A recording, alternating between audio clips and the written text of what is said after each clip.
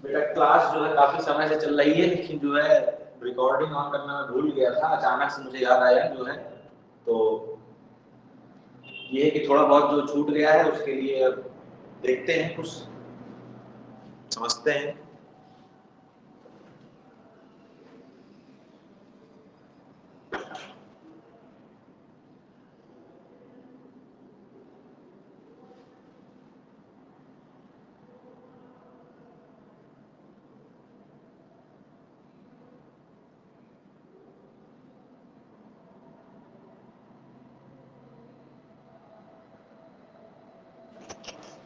यहाँ पर देखिए आप लोग, मैं आपको एक बार बता दूं कि वो क्या रहा था, हम लोग जो पढ़ रहे थे वो क्या पढ़ रहे थे।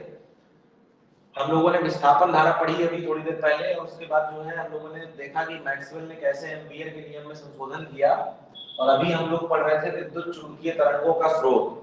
तो विद्युत चुंबकीय तरंगों या उन्हीं को बोलते हैं विद्युत चुंबकीय विकिरण का स्रोत हमने देखा। तो क्या था कि हमने देखा जब आवेश स्थिर होता है तो वैद्युत क्षेत्र उत्पन्न करता है, जब आवेश एक समान वेग से गतिमान होता है तो वो चुंबकीय क्षेत्र उत्पन्न करता है, और यदि आवेश असमान वेग त्वरण के साथ गतिमान होता है तो वह चुंबकीय तरंगे, विद्युत चुंबकीय तरंगे उत्पन्न करता है।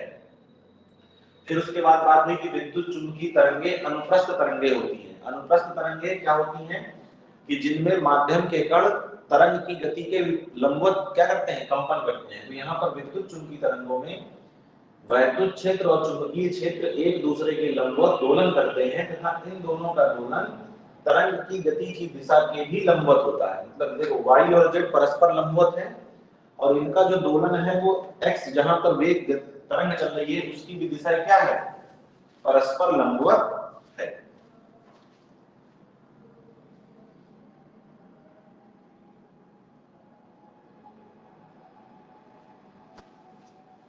नोट कर लें इसको। जो लोग लाइव थे वो तो ठीक ही ठीक है, लेकिन रिकॉर्डिंग की मैं बात कर रहा हूँ, जो लोग रिकॉर्डिंग को देखेंगे उनके लिए मैं बता रहा हूँ कि कुछ बातें हो चुकी हैं।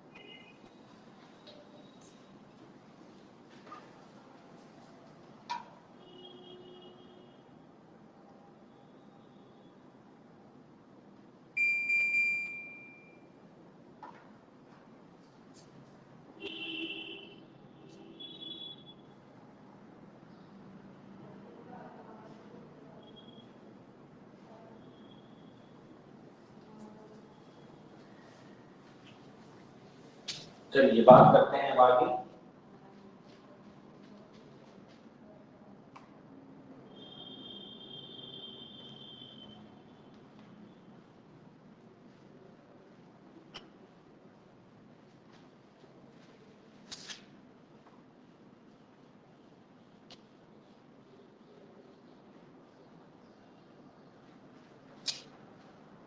क्योंकि शुरू की रिकॉर्डिंग हो नहीं पाई, इसलिए मैं पुनः एक बार चीजों को दोहराऊंगा ताकि जो लोग देखें उनको कोई समस्या ना आए।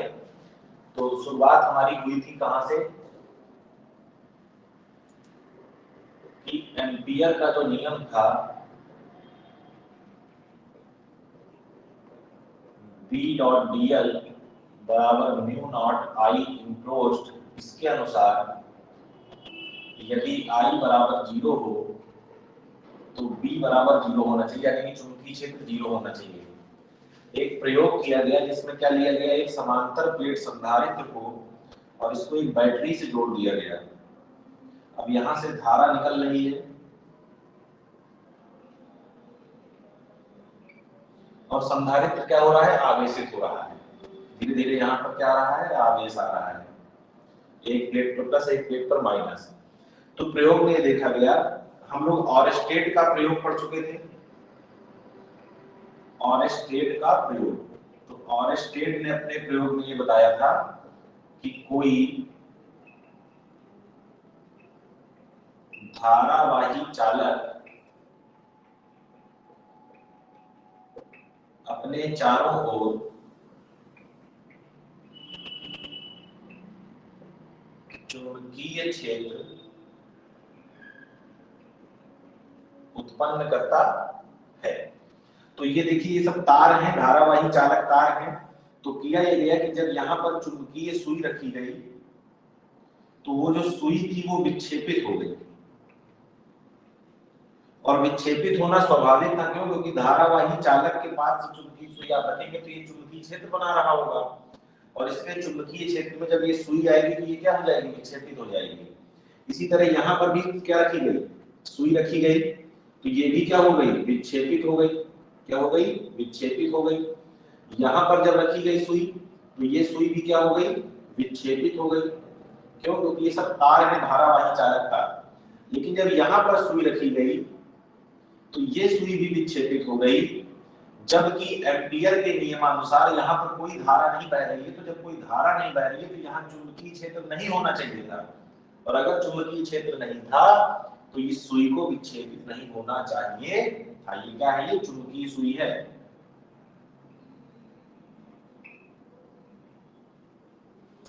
तो यहां पर आकर एम्पियर का नियम क्या हो गया, फेल हो गया। फिर इसको समझाने के लिए मैक्सवेल, क्या नाम था इसका, जेम्स क्लार्क मैक्सवेल, जेसी मैक्सवेल ने बताया क्या कि जैसे जैसे संधारित्र आवेशित होता जाता है,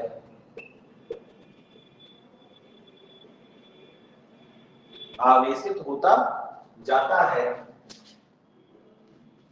जैसे जैसे संधारित्र आवेशित होता जाता है, प्लेटों के बीच का वैद्युत क्षेत्र बढ़ता जाता है, और इसी परिवर्ती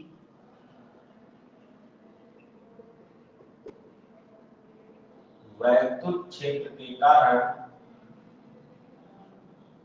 चुंबकीय क्षेत्र उत्पन्न होता है, जिससे सुई विक्षेपित होती है, सुई विक्षेपित होती है। और ये थ्योरी जो उसकी थी वो क्या हो गई, रिजेक्ट हो गई। क्या हो गई, रिजेक्ट हो गई। क्यों हो गई? लोगों का मानना था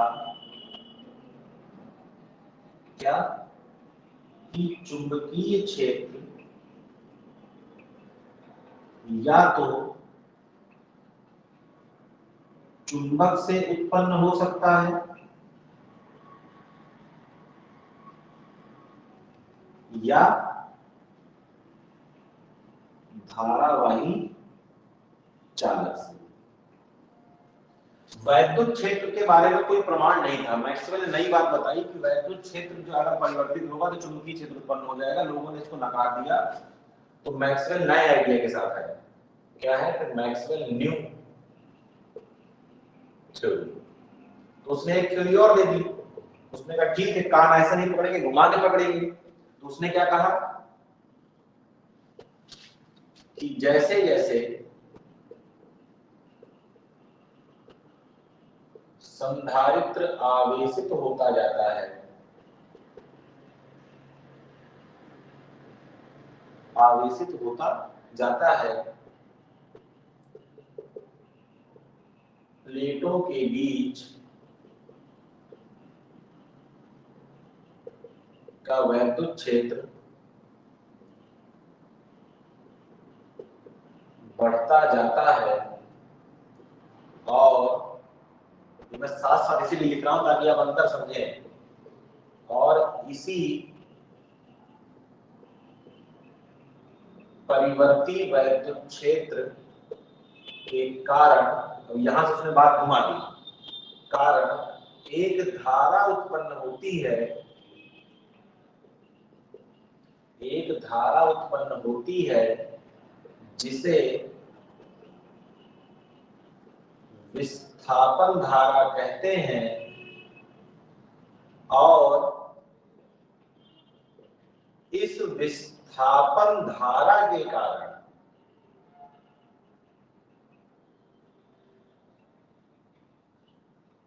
चुंबकीय क्षेत्र उत्पन्न होता है, जिससे सुई विक्षेपित होती है। देखो बात घुमा के वही है, यहां तक की बात की परिवर्ती वैद्युत क्षेत्र, फिर यहां तक की बात चुंबकीय क्षेत्र उत्पन्न होता है।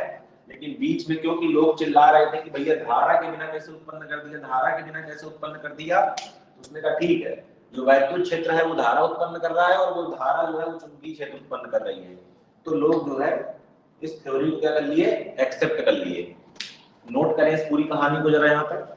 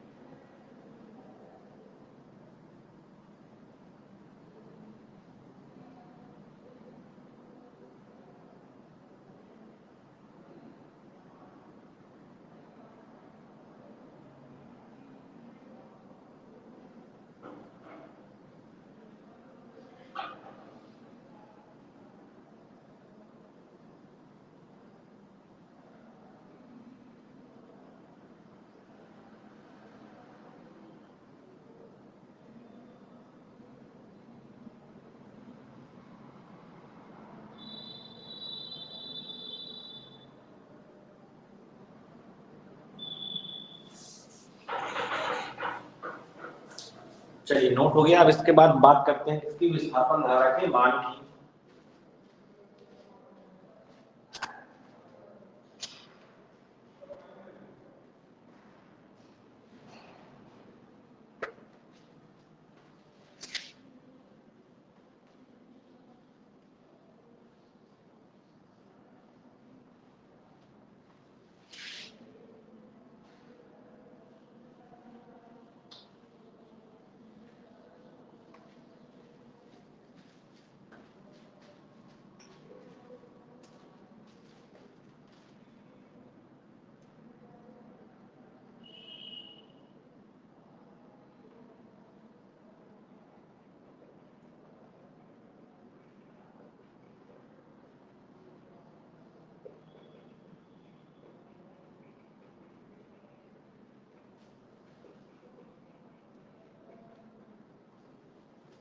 डिस्प्लेसमेंट करंट, तो विस्थापन धारा क्या थी?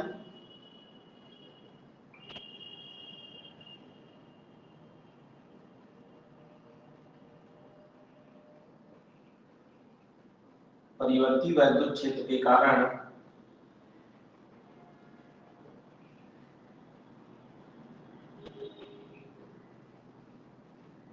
संधारित्र की प्लेटों के मध्य प्रवाहित होने वाली धारा विस्थापन धारा कहलाती है। और विस्थापन धारा क्या है जरा समझिएगा। ये है समांतर प्लेट संधारित्र। तो इस प्लेट के कारण वैद्युत क्षेत्र इधर बाहर की तरफ E प्लस के कारण और E माइनस के कारण अंदर की तरफ, तो E बराबर क्या हो जाएगा? E प्लस और E माइनस, के दोनों एक ही दिशा में है। इसी प्लेट के कारण वैद्युत क्षेत्र आता है सिग्मा बटे 2 एप्सिलॉन नॉट, इसके कारण भी सिग्मा बटे 2 एप्सिलॉन नॉट। तो E बराबर क्या हो जाएगा? सिग्मा बटे एप्सिलॉन नॉट। सिग्मा का मान Q बटे A, तो A E एप्सिलॉन नॉट बराबर क्या आ गया? Q। समय के सापेक्ष क्या कर दीजिए अवकलन।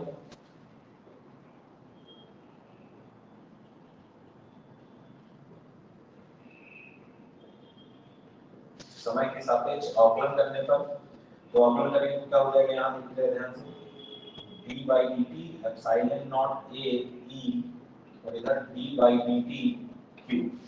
तो आवेश प्रवाह इधर dq by dt क्या होती है? करंट। यहाँ से एप्सिलॉन नॉट कांस्टेंट, क्षेत्रफल कांस्टेंट बाहर निकाल लीजिए, dv by dt हो जाएगा और ये हो जाएगा I d। ये क्या है? विस्थापन धारा। देखिए dE by dt वैद्युत क्षेत्र में परिवर्तन के कारण समय के सापेक्ष जो वैद्युत क्षेत्र क्या हो रहा है? परिवर्तित। या इसी का दूसरा सूत्र भी है ID बराबर epsilon not d by dt। A को अंदर ले जाइए तो E A हो जाएगा और आ जाएगा epsilon not d phi by dt। ठीक है ना? ये भी कर सकते हैं। फिर बात आती है कि संशोधित नियम क्या होगा। तो मैक्सवेल एम्पियर नियम जो संशोधित होने के बाद बना वो था B डॉट dl बराबर म्यू नॉट। और धाराएं दो तरह की हैं, एक IC और एक ID। IC जो तारों में बहती है और ID जो प्लेट के बीच में बहती है। या यहाँ पर मान रख देंगे तो B डॉट dl बराबर mu naught IC plus epsilon not A dE by dt, या अथवा B डॉट dl बराबर mu naught IC plus epsilon not d phi by dt।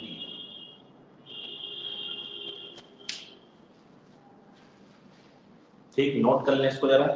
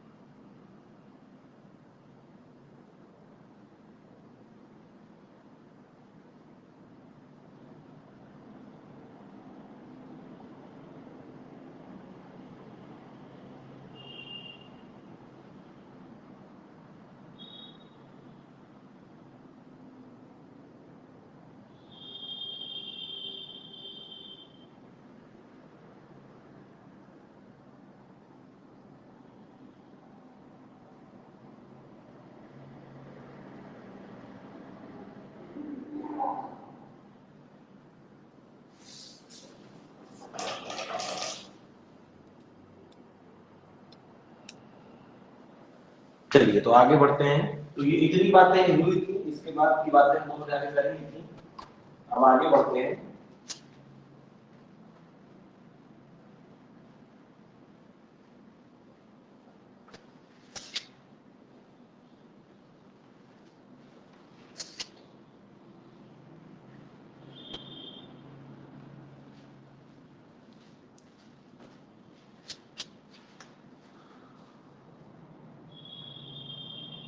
एक संबंध होता है E नॉट बराबर B not C। E not क्या है? वैद्युत क्षेत्र का परिमाण। और B नॉट क्या है? चुंबकीय क्षेत्र का परिमाण। और C क्या है? निर्वात में प्रकाश की चाल, जिसका मान क्या होता है? 3 × 10⁸ मीटर प्रति सेकंड। तो इसको देखिए, इस तरह क्वेश्चन आ सकते हैं। जैसे आपसे कह दें कि E बराबर दिया है 2 × 10⁸ साइन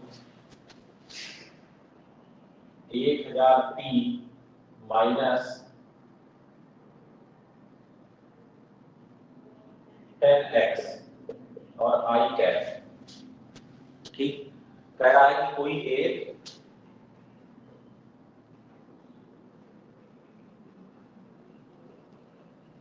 वैद्युत चुंबकीय तरंग y दिशा में जा रही है, जिसके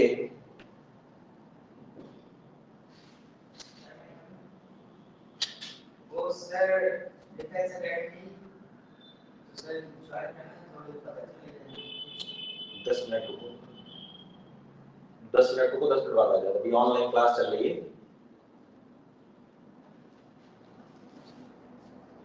प्लस y दिशा में जा रही है, जिसके वैद्युत क्षेत्र का समीकरण दिया है E बराबर ये। तो आपसे पूछ रहा है ज्ञात कीजिए चुंबकीय क्षेत्र B का समीकरण। तो देखिए, सबसे पहले तो आपको इसकी तुलना करनी है। देखिए क्या करेंगे। E बराबर क्या होता है? E not sine omega t minus kx। तो जो ये लिखा है साइन के साथ, ये क्या है? E not. तो E नॉट का मान आ गया 2 × 10⁸। ठीक, अब ध्यान से देखिएगा, आप करना क्या है? आप करना ये है कि आपको सूत्र लगाना है क्या? सिंस E नॉट बराबर B नॉट C, तो B नॉट बराबर E नॉट बटे C। E नॉट का मान है 2 × 10⁸ और C का मान होता है 3 × 10⁸। इससे कट जाएगा, तो B नॉट का मान आएगा 0.66। ठीक, अब जरा ध्यान से देखिए, तरंग जा रही है प्लस y में, वैद्युत क्षेत्र है इसमें प्लस x में। तो क्या करेंगे? चुंबकीय क्षेत्र कहाँ जाएगा? I, और ये क्या हो गया? J, तो ये कहाँ जाएगा? K में। ठीक, जरा ध्यान से देखिए। तो B बराबर क्या लिखेंगे? B not 0.66 sine 1000 t minus का 10x, और यहाँ पर क्या लिखेंगे? K का है। एक चीज और ध्यान दीजिएगा, हमेशा तरंग की जो दिशा है वो होती है E क्रॉस B की दिशा। किसकी दिशा? E cross B। तरंग की दिशा क्या दी है? I। E क्या दिया है? J। तो यहाँ किससे मल्टीप्लाई करें कि I आ जाए? तो J का किससे करेंगे? K से। तो J क्रॉस K किसके बराबर आएगा? I के। तो ये क्या है इसका आंसर? ठीक, इस तरह के क्वेश्चन इससे बनते हैं। नोट करें जरा इसको।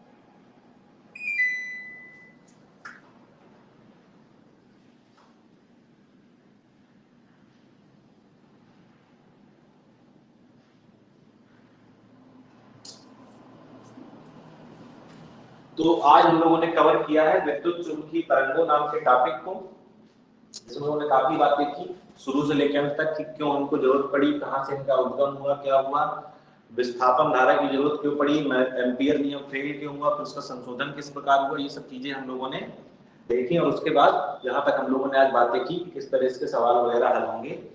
तो आज के लिए इतना ही। नेक्स्ट जो हफ्ते का वीक का जो टॉपिक का शेड्यूल आपको होगा वो मिल जाएगा। चलिए पढ़ते रहिए, आगे बढ़ते रहिए।